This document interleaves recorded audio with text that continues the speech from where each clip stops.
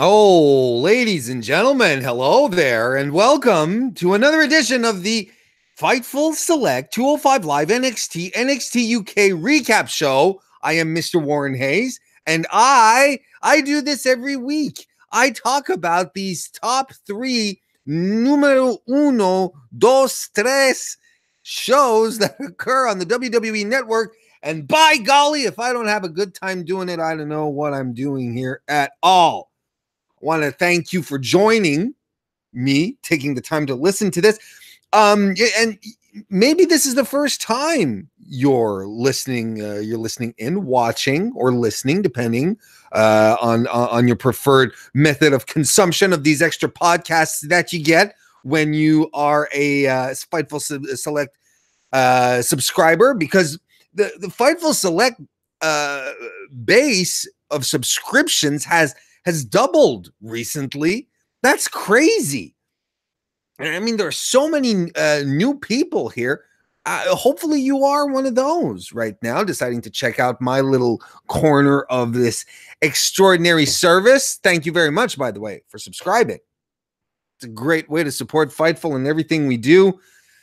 And your all of your, even those of you who are old hats here, all of your support has been essential and continues to be essential to the evolution of Fightful right here. So thank you very much for that. And we are going to be talking about these great shows. But before we do, I like to talk about some news and interesting tidbits before we get on, before things actually start getting real serious and we start breaking down the shows. Last weekend, well, we all know, right? We've seen it on main roster.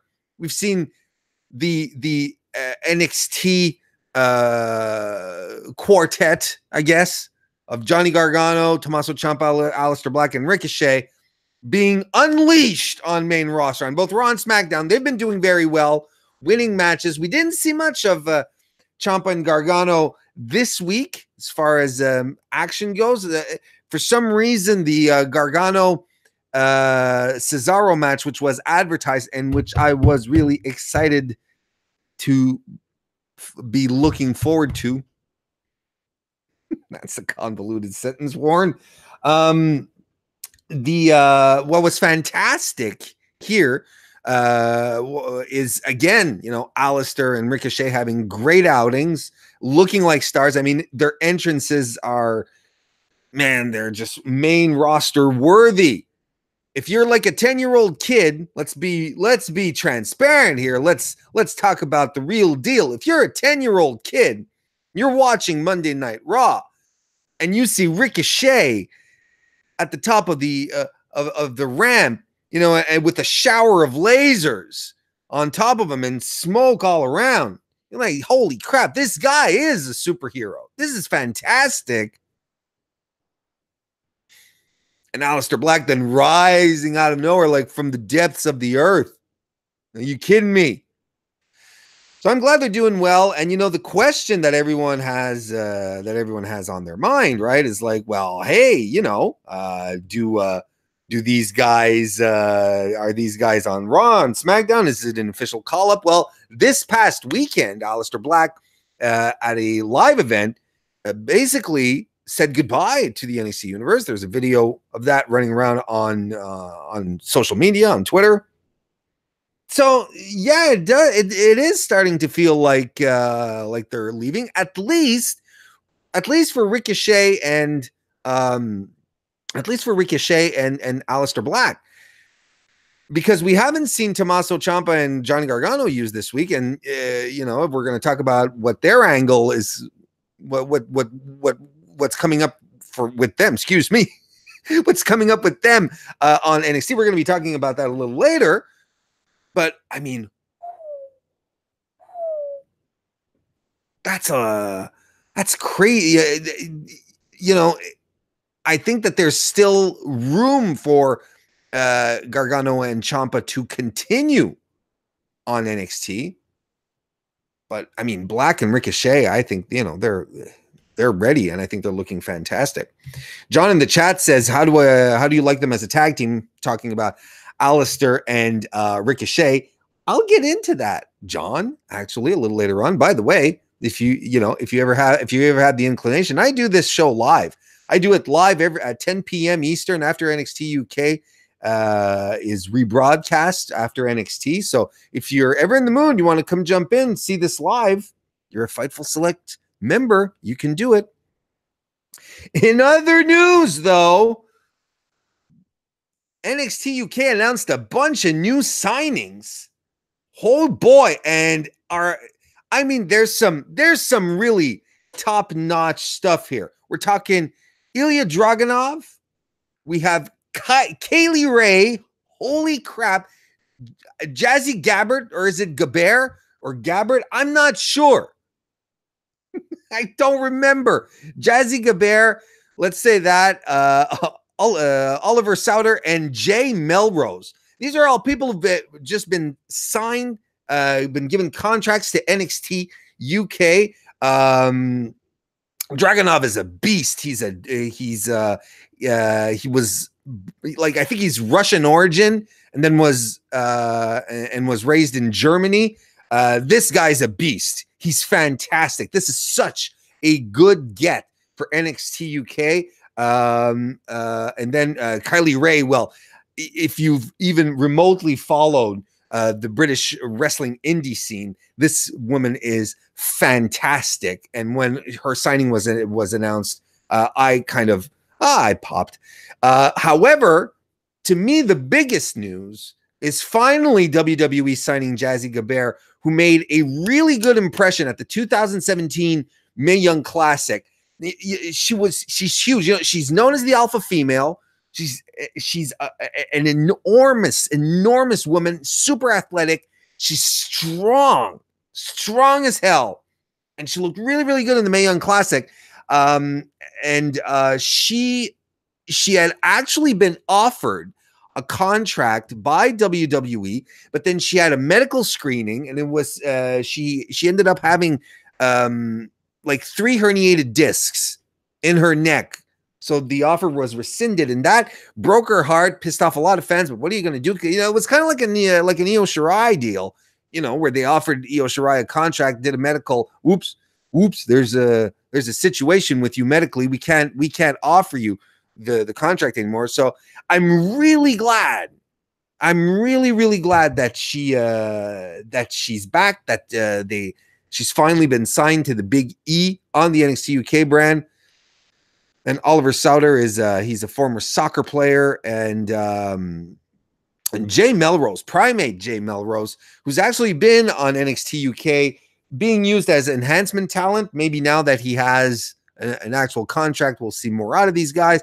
That guy, sorry, but man, lots of stacked talent in NXT UK right now. I'm looking forward to seeing what's going to happen, and especially in the women's division. If you're adding Jazzy Gabbert and Gabert and Kylie Ray, you've just added 2 huge pieces, which will really add a new level of depth to the women's division in NXT UK, which I hope they continue to push forward properly, nice and proper. Anyway, if you want to read more about the new signings, of course, you get that news over on Fightful.com, don't you?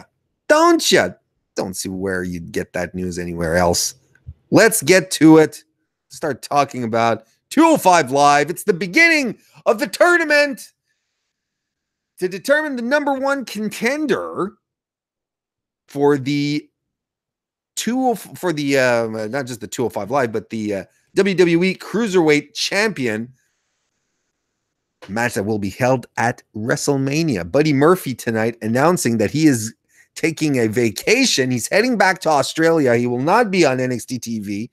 The dude tweeted out earlier today that he had an announcement regarding his time in WWE.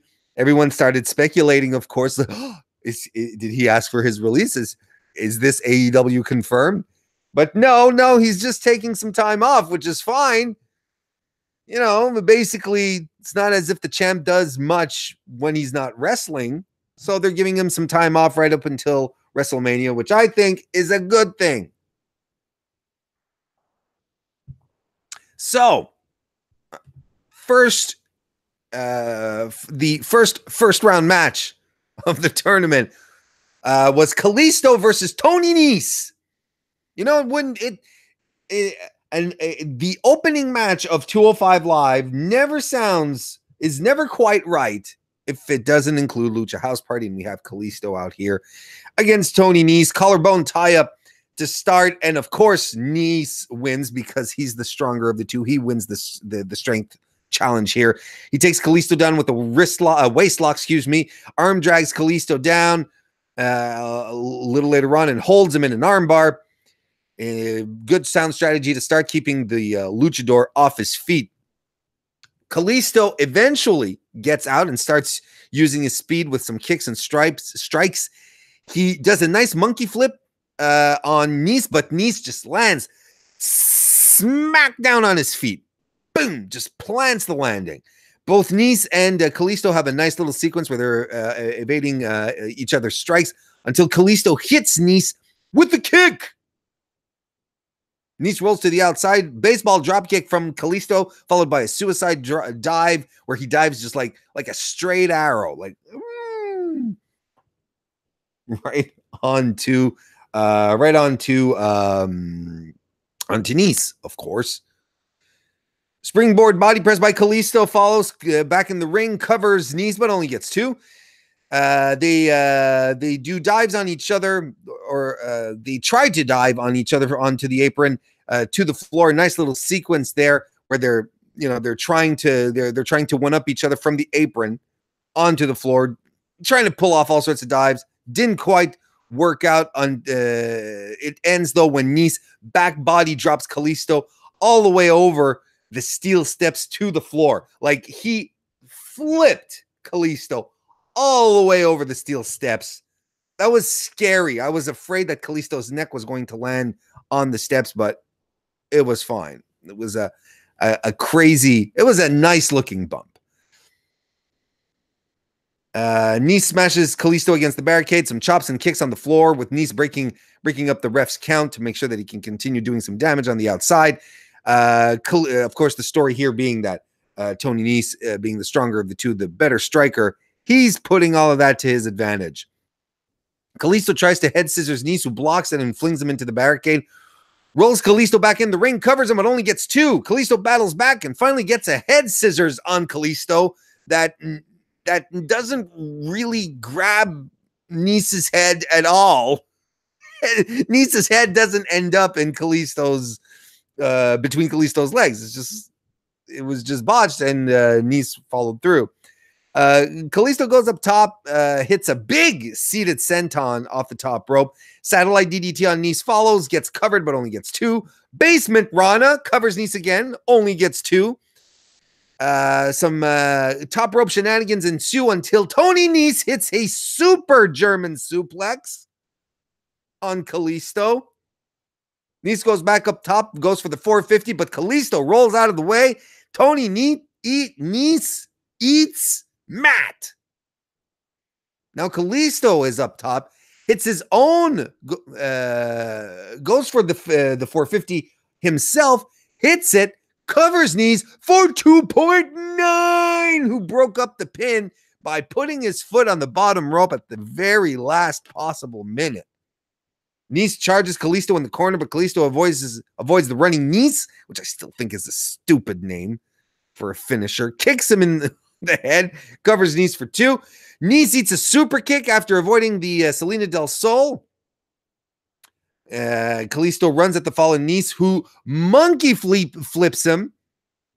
And I'm not quite sure if the spot was botched here or not, but it looked like Kalisto wanted to land on his feet and, sort of landed awkwardly, like as if he was supposed to, but his momentum didn't carry him forward. So he sort of fell back. Pump handle driver is avoided by Kalisto and rolls Nese into a pin.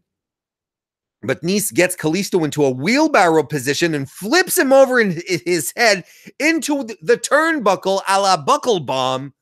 I'm not sure Kalisto's head hit or his upper back or whatever.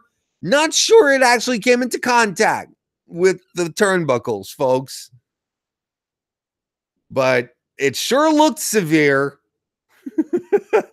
And Kalisto, not Kalisto, but Nice hits the running Nice on Kalisto, covers him, and gets the win. 2019 is the year of Tony Nese, folks. Mark my words. It starts tonight or last night. That was a very good match, except, there were a couple of sloppy spots. Let's put it that way. But I mean, it didn't take away from the overall enjoyment. I thought it was a great match to start. Backstage, Jack Gallagher is chatting with Humberto Carrillo, who is apparently now fully integrated into the Gallagher Gulak duo here. And they're recapping his match from last week, and Jack Gallagher is showing him the stuff and showing Carrillo's high-flying offense, right? And Gallagher goes, you could do the same amount of damage with a well-positioned wrist lock. Then I was like, yeah, I know what you mean. Just barking up the wrong tree there, maybe, Jack. And Gallagher says, I'm not mad. I'm just disappointed. You get a recap of Mike Kanellis losing his matches recently. Loss being last week against Cedric Alexander, but we're also reminded of the piss poor officiating that was involved in that one calamitous moment. That Adam loses, so that was actually why he lost against Alexander, and they're with Drake. They being Mike Kanellis and Maria Kanellis, and they're arguing about the outcome of that match. But Drake tells them to go home, and Mike, you'll be put in a match next week, and they're elated. Maria and Mike are. They're super happy. And I think the story here, the idea is that they're assuming that they're going to be put in the tag team, not the tag team, into the championship tournament. But I think they're assuming it, but Drake never said that he was putting them in the tournament. He was just giving them a match. So I think I think there might be some sour grapes next week as far as Kanellis's match. Speaking of matches, well, we are all watching wrestling. It's not much of a segue, but I try. Drew Gulak versus Brian Kendrick is our second first-round match of the evening. And this match here, is... I'll leave my analysis for you. Hang on a second. Wait. You're getting ahead of yourself, Warren. Gulak quickly brings Kendrick down. Lots of grappling and reversals to begin with. Kendrick is actually keeping up with Gulak, which is not necessarily surprising if you're familiar with Brian Kendrick's overall career. But Gulak is positioned as a submission specialist. So of course, he's anyone who can keep up with him. Well, that's a flower, not a flower, a feather in their cap. It could be a flower as well. You could put a flower in your cap as well, and it'd be just as pronounced and pretty as a feather. Wouldn't last as long though. It'd just wilt and die. Whereas the feather will stay there. Gulak finally gets in control of Kendrick, hooks his legs, floats over into a pin attempt, some chin locks, but Spanky battles it off. Finally, Brian Kendrick gets him down again with some wrist locks, trying to keep the shoulders down for a pin, but can't. Gulak gets out of that and into a toe and ankle hold. After some back and forth, we have our first power move of the match, I should say, which is a German suplex on Kendrick. Gulak holds the bridge, but then switches him around for a pin where he gets 2. Neckbreaker by Gulak is countered into a backslide by Kendrick for 2. A crucifix pin then is reversed, and Gulak gets a package figure 4 in, which is really, really nasty looking and really nice. Nice and nasty. Kendrick with some chops runs the ropes, but eats a clothesline. Gulak covers him, but only gets 2. Drew Gulak then gets back to some stretches, some body manipulation. Spanky powers out. Arm drags follow. Hits an arm drag into an arm bar, which was really nice. And at this point, the crowd starts chanting, "This is boring." Now, this was a very grapple-heavy match. This was a ground game. Lots of reversals in and out of moves. Now, this is the kind of match it's not everyone's cup of tea. And I understand why some people might not like it. I dig this stuff. I really like it. Give me more Zack Sabre Jr. This is the kind of stuff that I really dig. The thing here is, but the thing here is that this is a match that will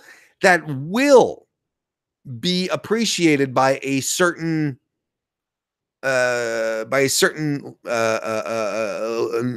number or a certain amount of fans that will be really into it, that will be looking for a ground game, some grappling, some reversals. I like it because it's so different. And when it's done well, like it was done tonight by Gulak and Spanky, I mean, you can really get into it, but I can understand why some people aren't not necessarily into it, especially when they just had their main event that had Kevin Owens. I mean, because this is right after SmackDown, where you had Kevin Owens tear up the place, ending the match with a Stone Cold Stunner. People are maybe, when you keep raising the bar, at some point it gets really exciting. Another argument for not putting 205 Live immediately after SmackDown Live, right? Another argument for that. We will we'll move ahead a little bit here. Gulak eventually gets some shoulder blocks on Kendrick. He eventually hits a trap leg German suplex, which is something you don't see a lot of on WWE television, and covers Spanky for 2.9. Gulak runs into a back elbow, and Kendrick hits a Snapdragon suplex, but Gulak returns right back up with a lariat, taking him down. And Nigel here mentions that this is very Bushido type wrestling, and yeah, this is straight out of anything that you'll see in Japan.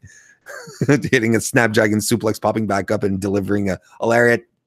Yeah, that's the New Japan playbook right there. Gulak avoids a sliced bread number 2 attempt and gets the Gulak in, but it's countered into a pin position by Spanky for 2. Kendrick gets the captain's hook locked in, but Drew Gulak is able to fish hook the mouth and is able to get out of the move thanks to his fingers in Brian Kendrick's mouth. He reverses into a power bomb. Gulak he reverses into a power bomb. A little later on, another attempt for sliced bread number 2 is avoided again. Gulak gets rolled up into an O'Connor roll, but Kendrick reverses it. Kendrick rolls Gulak up into an O'Connor roll, but Gulak reverses it into the Gulak, and man, it was applied like it was the final boss, that like he was clamping it on the final boss of life. That was fantastic. Kendrick passes out, and Drew Gulak moves on to the next round, and there is a lot of staring at the WrestleMania sign at the end of this match. It's not as much pointing as it is staring. Next week, our next 2 matches are going to be Humberto Carrillo versus Oni Lorcan NXT's own Oni Lorcan. That should be a lot of fun. And we also get to Akira Tozawa versus Cedric Alexander as well. But Oni Lorcan! I liked this episode of 205 Live. I thought it was very, very solid with people, everyone looking really good. I thought Tony Nese looked like $1 million. And Gulak and Kendrick was really a lot of fun. But like I said, it is not going to be, their match isn't going to be everyone's, it's not going to be on everyone's list. Let's put it that way. Let's move on to NXT, where we have Johnny Gargano. Johnny Gargano coming to the ring. He lost the North American title last week on NXT television, but he's otherwise been making a splash on main roster along with Tommaso Ciampa. We'll get into that in just a second here. And he comes to the ring and he's playing to the crowd. There's not so much conflicted Johnny right now. He comes to the ring. He's looking more like his babyface self. And he has a microphone and he refers to himself as the newest member of the Raw and SmackDown Live rosters. And I'm like, all right. Says he had a hard match against Dream last week. The mountain was climbed when he won the North American Championship, and we were introduced to Johnny Champion. Of course, Full Sail chants along. But his first test was a failure. And of course, Full Sail starts chanting, Johnny Failure. They're in on it. They know what's what. He says that he still feels like a champion, but he doesn't have a championship. So he's come to realize that the only reason he's ever had to, we don't know what his thought is going to be. He doesn't have time to finish his thought because Tommaso Ciampa intervenes, interrupts, comes out with his music, and he has a microphone as well, plus the NXT title, affectionately known as Goldie. He says, over the past week and a half, Gargano is best with Tommaso Ciampa in his life. Some DIY chants occur in the audience. He says, last week, you defended your title. It took you you defended your title. I offered you help. This is Tommaso talking. I offered you help, Johnny, but you chose to go it alone. And what happened, Johnny? You lost. It took you 1.5 years to realize it, but Johnny, we need each other. This is destiny. He says, you don't have to be destitute of championships, Johnny. The Dusty Classic's been announced, Johnny. Our dream started as a tag team, and the winner of the Dusty Classic goes and they get a tag team shot at TakeOver New York, the big stage, the bright lights is what he says. If you and I are on the same page, TakeOver New York, because I put T-O in my notes. TakeOver New York ends you and I side by side as champions. Ciampa extends a hand. The audience chants for DIY and Gargano shakes the hand. Folks, it is official. The Tommaso Ciampa, Johnny Gargano storyline is it is the wrestling equivalent of Abducted in Plain Sight. From this point on, Johnny, what is going on? This is nuts. Nuts! So we'll see what happens. I'll talk about this in I have these visions, these things I want to talk about, but I'm just gonna keep things rolling. Because I'll talk about it in a wee while. Ricochet is backstage. He's dressed like Isaac from the Love Boat, and he says despite doing stuff with Aleister Black on Maine, he still has a score to settle with the Undisputed Era. And now that he and Aleister are meshing so well, perhaps he should go see General Manager William Regal and try to see if he can weasel his team into into a spot there on the Dusty Classic. And then it's made official. Ricochet and Black are going to enter the Dusty Classic. Now, I want to take a second. John asked in the live chat, asked this very early on. What do I think of Ricochet and Alistair as a tag team? They're fine, but I just want to take a second to talk about singles guys as in tag team wrestling. You know, this is something that we've experienced quite a bit on Maine. You know, a lot of us who are fans of tag team wrestling aren't exactly fans of WWE slapping together two singles guys and saying, okay, go out there and be a tag team, and then having them like win tag team matches and tag team titles. I mean, in some instances, these things work out. The Bar are an excellent example. Rude and Gable, whereas at first I am convinced that they had been put together for the sole purpose of having Bobby Roode turn heel. But they're meshing into a good tag team nonetheless. But, you know, you put Shane McMahon and Miz together, and they suddenly become a tag team and they become SmackDown Live champions. I'm like, I'm not a fan, typically speaking, of putting singles competitors into a tag team situation. Usually, it's more of a recipe for disaster than anything else, and it compromises the vision of what tag team wrestling should be. I've said this before, I'll say it again. If you go back to the territory days, you would have, let's say, the Midnight Express in a match against, and I'm just throwing this out here, I don't know if the match ever really happened, but let's say they're in a match against with Dusty Rhodes and Magnum TA, two singles guys versus the tag team guys. Well, the tag team guys are going to win. And there's no shame in two singles guys losing to a legit tag team because the tag team has all their knowledge and of each other and reflexes, and they train together, they travel together. It actually makes more sense for the real tag teams to defeat two singles guys in a team, because they're supposed to be tag team experts. We saw a little bit of that last year when the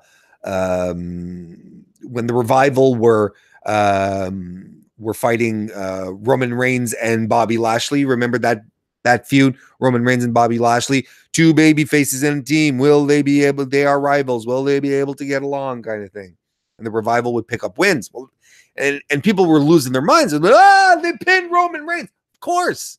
Lashley and Roman Reigns are not only are they not a tag team, but they don't get along. Of course, Dawson and Wilder are going to beat them. What are you talking about?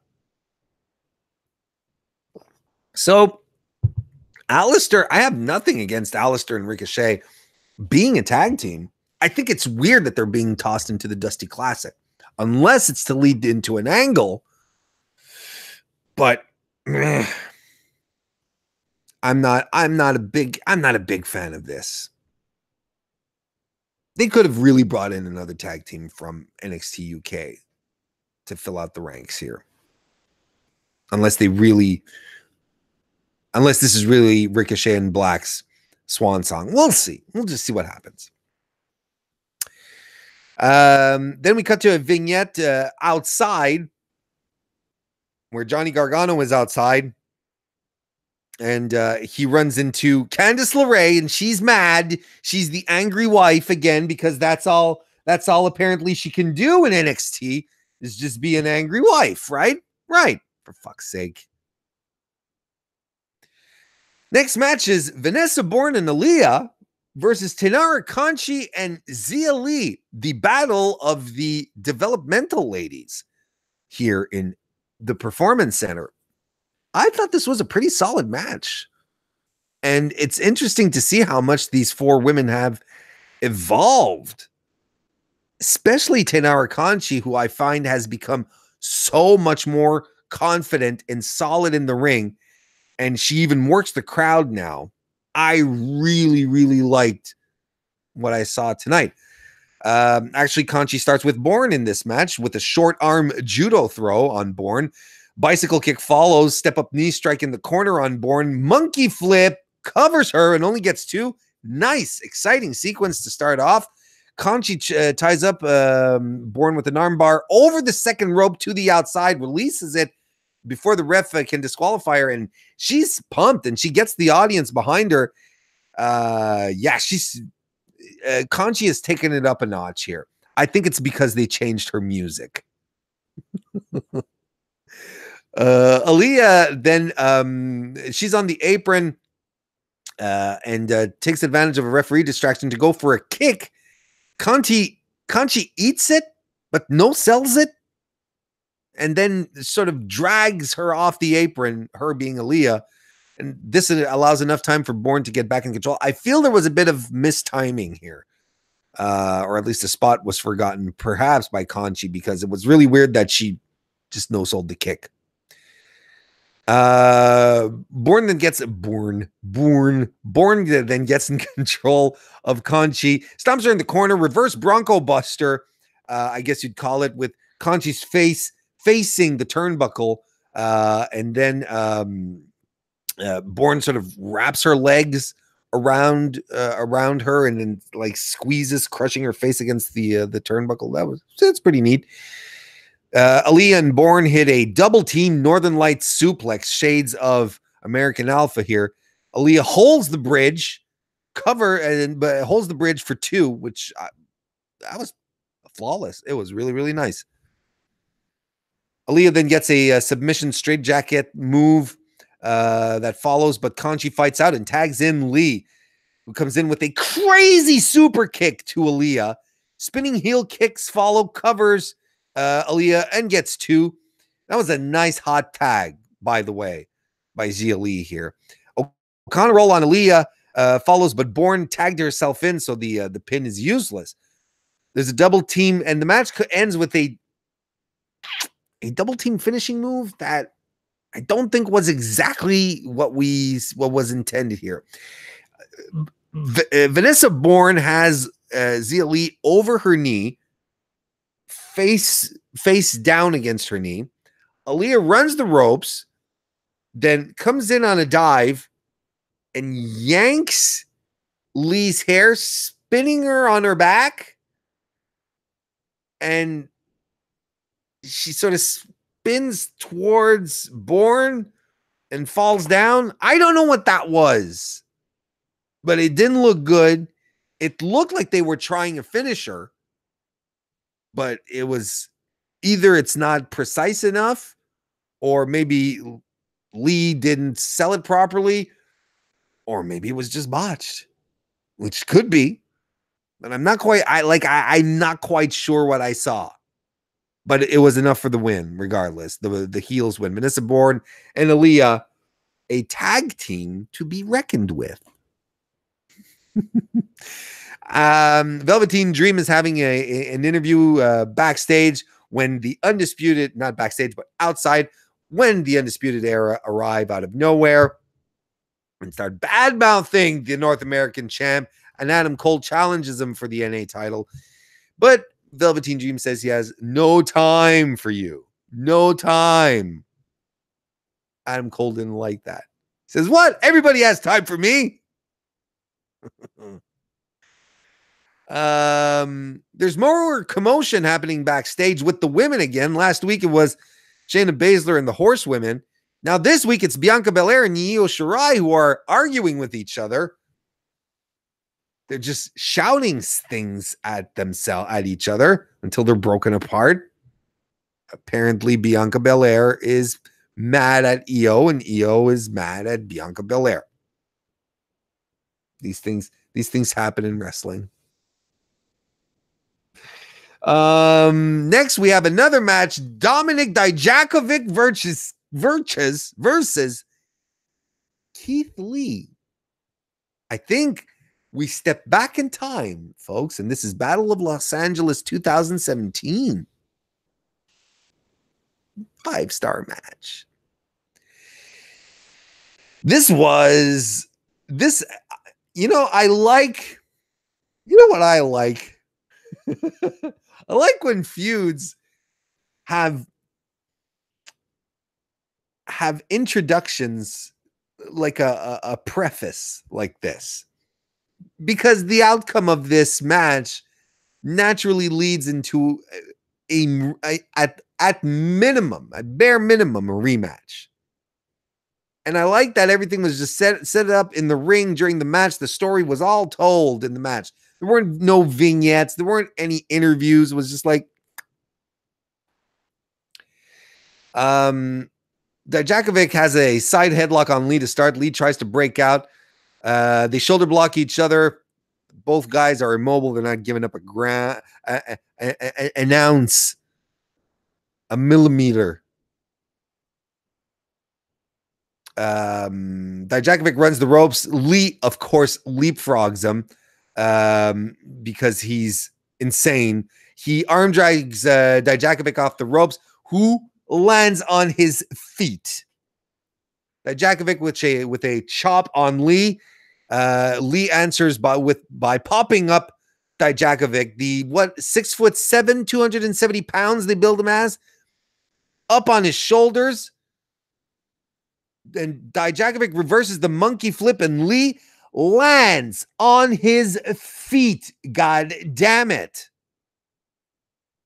And the shot that they did here, very reminiscent of the Kota Ibushi Will Ospreay gif from it wasn't from Wrestle Kingdom, but the Avengers before that. Just lands on his feet, turns around, and both guys, the camera positioning was perfect. I'm sure that was a wink. And the face, Keith Lee's face, he was so satisfied with himself, and Full Sail was just going crazy. Some chops followed. Dijakovic drops an elbow from the turnbuckle on Lee. Forearms by Dijakovic to Lee's back. Lee counters with a vicious elbow. Vicious. Lee with a running tackle that has Dijakovic. My God, why did they saddle him with this name? A running tackle that has Dijakovic flying. Body drop. Body drop ensued, but again, Dijakovic lands on his feet. He super kicks. Keith Lee. Follows up with a sit-out choke slam. If you're gonna want to see a guy lift a big guy, lift a huger guy, covers him, only gets two. Dijakovic goes back up top, jumps, but eats a double chop as he flies off the rope. Lee lifts Dijakovic all the way up with a choke slam of his own, and man, did he get elevation. And he covers Dijakovic, and he only gets two as well. They tangle up on next to the ropes, like Lee is on the apron, Dijakovic is in the ring. It's a series of kicks that follow, and Dijakovic follows up with a big tornado kick. Lee falls to the outside. Acai moonsault by Dijakovic to Keith Lee, who is on the floor on the outside. And this was crazy. They're exhausted. They get counted out, double count out by the ref. Full Sail is pissed. They want to continue fighting, but the refs are keeping them apart. And your boy Warren is absolutely okay with this. If you're not familiar with the work of Keith Lee and Donovan Dijak, as he was known in PWG, or in the Indies anyway, please do go check out their Battle of Los Angeles match from 2017. If they being WWE, if they leave these guys, just do whatever they need to do, we are in for a goddamn treat. So I'm okay with this match not having a resolution. I want to see more of these guys. They know each other. They have great chemistry with each other. Yes, please. Yes, please. We get the update on the Dusty Classic. The last four teams that are being added are Ricochet and Aleister Black. Oni Lorcan and Danny Burch. Mustache Mountain are making a return, and DIY. That's all confirmed.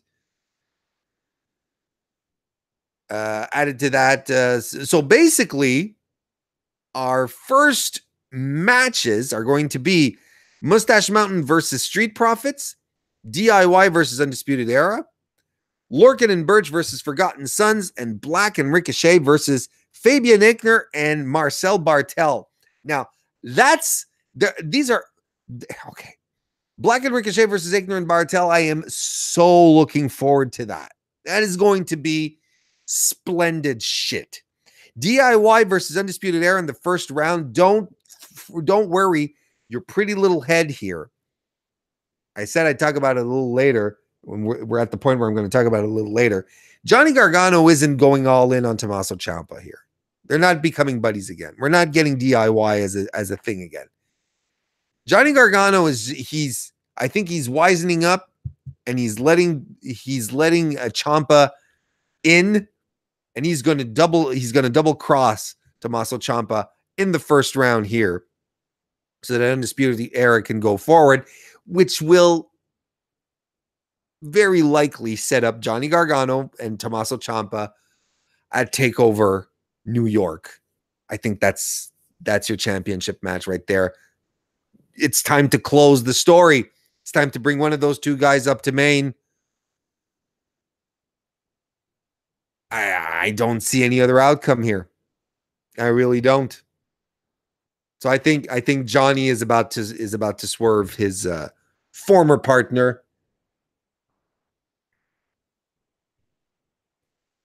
It's also been announced that in 2 weeks we're getting Io Shirai and Bianca Belair. Winner will face Shayna Baszler at TakeOver New York. And then, whoa, what? It's the Boss and Hug connection. Sasha Banks and Bayley that come out with the women's tag team titles.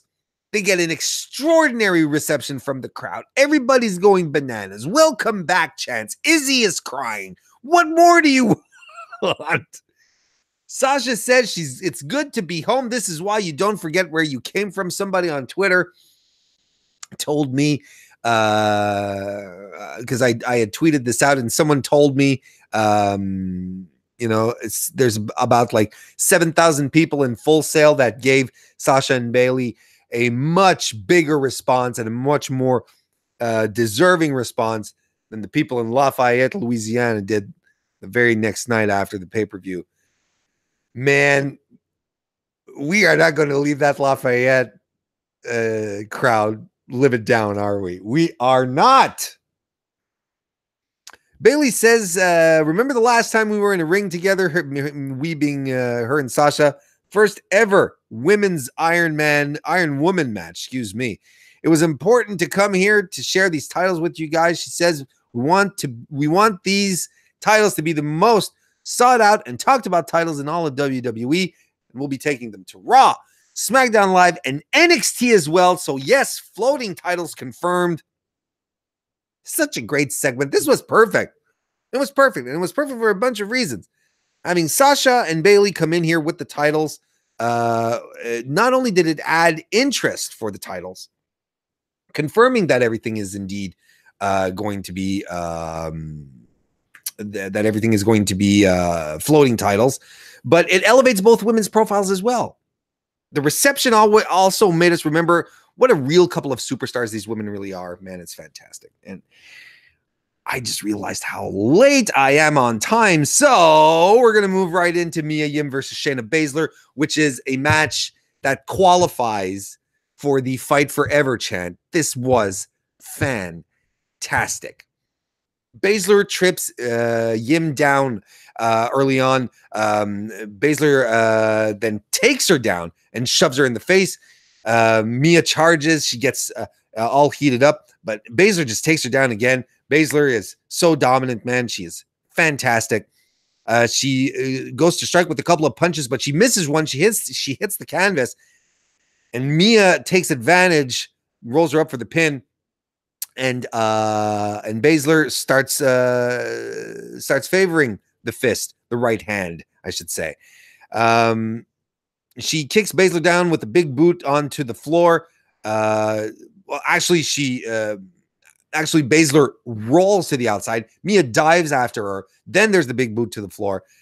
She whips Baszler into the stairs. She stomps Baszler's hand on the stairs, the right hand that punched the mat. So working on that. She goes for a kick, but Baszler moves out of the way and Mia's leg hits the steel steps. Back in the ring, Baszler stomps the injured leg, covers Mia, but only gets 2.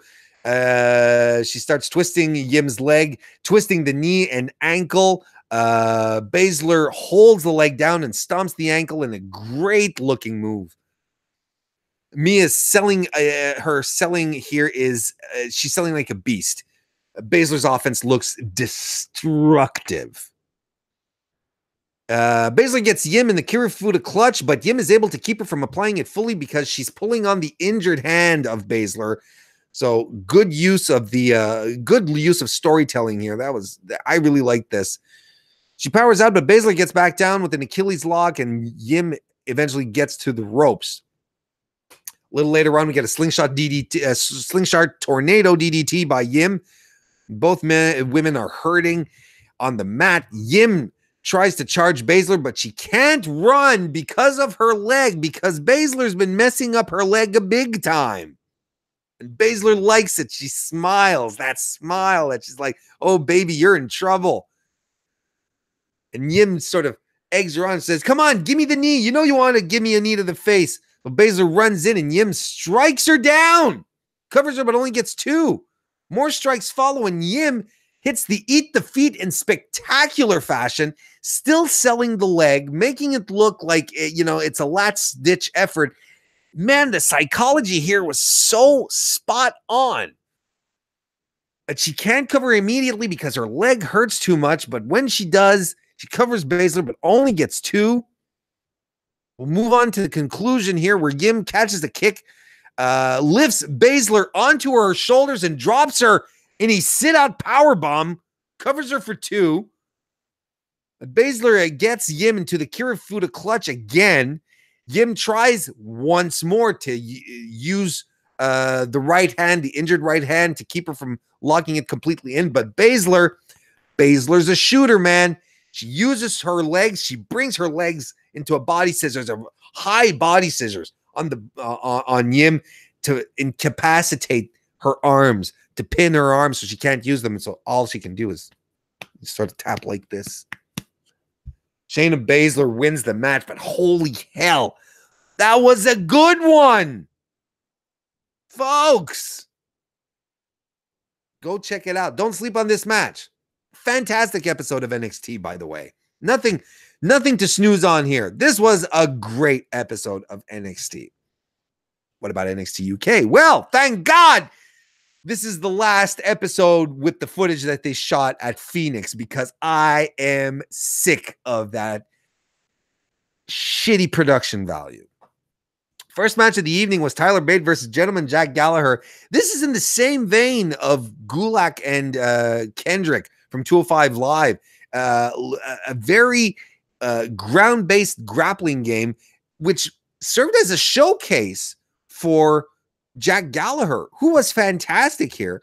I might even go as far as to say that I enjoyed this match more than Gulak versus Spanky, because Gallagher's offense was extraordinary. Gallagher is, and I mean, Bate is no technical slouch either. He can hold his own. But Gallagher here was really on another level. I liked how Gallagher at first locks his heels under Bates' chin, sort of like a head scissors, but like really with his feet only, and then flips him down over into a proper head scissors on the ground. Bate tries to headstand out of it, but Jack keeps him in it. There's no way he's getting out, but Bate eventually does get out. Gallagher is on his back, and he lures Bate into an ankle lock, figure fours the legs, twists the ankle. There's a lot of ground game going on here, where Gallagher fights, where Gallagher gets another figure four attempt in and falls back a couple of times for a good jolt of pressure, flipping around into like a surfboard attempt. It was really some great stuff. Bate lifts Gallagher into an arm lever that Nigel calls it, then puts him on his back for an airplane spin, but Gallagher gets out of it and twists him up into one hell of a pretzel. And Bate legit looked like he was having a hard time to reach the ropes. Funny moment here where there's a series of cradle pin reversals between both guys that lasts a good 30 seconds with the ref counting every one pin. Like the minute any guy had his shoulders pin, he'd just go, one. That was pretty fun. And Bates scores a pin out of nowhere, which was fine. I thought this worked really well in the context of the match. You know, everyone trying to one-up each other, and Bates just got lucky. Good match. I liked it. They showed the angle where Jordan Devlin attacked Travis Banks at the Performance Center. This will set up a match for next week, if I'm not mistaken, where Jordan Devlin and Travis Banks are going to have NXT UK's very first Falls Count Anywhere match. I'm excited for that because I like both of those guys. We have Nina Samuels package, Eddie Dennis giving a status update saying that he'll be back soon. And then we get Cassius Ohno versus Walter, which was a good old-fashioned slappity slapper. I liked it. Surprised, though, for one thing, no Walter chops. He didn't deliver any proper chops here, which is strange. But Ohno had a good amount of offense here in this match. We had a nice test of strength to begin. A little later on, there's they're on the outside. They're trading strikes on the outside of the ring, and Walter body drops Ohno onto the apron. Back in the ring, Ohno strikes Walter with some elbows, big slap across the face, and then gets Walter into a cravat to keep Walter down. But he eventually powers out with a power slam. Ohno lands a right hand. Walter answers back. Ohno with a chop and an open palm. Overhand chop by Walter, though, that'll stymie your momentum. Walter dodges a big boot, goes for a rear chin lock, but Ohno powers out of it. German suplex by Walter follows. He charges Ohno with the boot in the corner, then follows with a big leg drop, covers but only gets two. They trade some big-ass strikes on each other. Diving elbow on Walter by Ohno, who goes up top and hits the moonsault that never connects. Walter then hits the shotgun drop kick and the jackknife powerbomb for the win. That was a good, solid match. I liked it. Nothing that'll blow your mind, but it was a lot of fun. We have Ligero, who cuts a promo as well backstage, setting up the rematch between him and Joseph Connors for some reason. And so there you go. Main event time is Danny Lorcan. I always do that. Only Lorcan and Danny Burch versus the Grizzled Young Veterans, NXT UK Tag Champions, Zach Gibson and James Drake, who are at their very first defense here. And Drake starts off with Lorcan working his arm to begin with. Lorcan takes Drake down with a big armbar, though. In comes Burch, double team chop, and Burch starts working the arm. We have a snapmare by Drake that follows, but Burch stays in control of this match. Gibson gets in and drops Burch with the double chop to the throat. Gibson drops Drake on top of Burch, who covers him. It only gets two. The Grizzled Young Veterans use a distraction for Drake to thumb Oni Lorcan in the eye. So then they go to the outside and do their over-the-knee backbreaker flying knee combination from the apron to the floor. There's a short arm clothesline by Gibson, who locks Lorcan up into a submission, trying to work the arm for the Shankly Gates. There's a big backbreaker on Lorcan by Drake that follows. Side suplex by Gibson, covers Lorcan, only gets 2. He works the arm again in the submission, again wearing it down for Shankly Gates, but Gibson also strikes Lorcan down. But a bit out of nowhere, Lorcan suddenly gets the hot tag over to Danny Burch, who takes out both heels. A German suplex on Gibson and another one on Drake. Burch with an enziguri missile drop kick on Drake. Burch dodges an enziguri by James Drake. Instead hits a power bomb, but Drake rolls back around, eats a knee to the face, and Burch covers him, but only gets 2. Some top rope shenanigans ensue where Burch is sitting on the top. He eats a drop kick by James Drake and a ticket to ride from Gibson from the position up on the ropes. Gibson covers, but only gets 2. A little later on, we get a Doomsday Device situation where we get a Doomsday Device period by Lorcan and Burch with Gibson, not Gibson with Burch covering Drake, but Gibson back body drops Lorcan onto the pin attempt to break it apart. That seemed excessive, but it worked. A little fun moment here where Oni gets Gibson in a single crab. Then Drake comes in and he gets the single crab then for his troubles. Then Gibson intercepts Burch, who's running in, and he gets the Shankly Gates on Burch. So both Gibson and Lorcan are like face to face with each other, each having a submission hold on each other's partners, and they start trading slaps across each other's faces. That was pretty funny. So the submissions are released, and Lorcan takes out both heels with a dive to the outside. A double team draping double team draping DDT finisher by Lorcan and Burch on Drake ensues. They cover him, but Drake kicks out at 2. This match comes to an end when the heels finally get Ticket to Mayhem, which is basically the Ticket to Ride, but from a pile driver position by Drake. And they're successful in their very first title defense as NXT UK Tag Team Champions. Congratulations to the grizzled young veterans. Fun match. Was okay. It was an okay edition of NXT UK. You know, the Phoenix environment did nothing to help them. It wasn't good. It was not good. So, ladies and gentlemen, that's how we are going to wrap this one up. Went a little bit over, but I'm sure Sean won't mind. I want to thank everyone for taking the time to watch or to listen. Thank you once again for supporting Fightful Select. You guys are fantastic. We could not do what we are doing here without your support. And thank you for supporting Fightful and all the extra content you get here and the scoopity scoops that you also have grown to love and to be unable to live without. Thank you all very much, and I'll see you next time.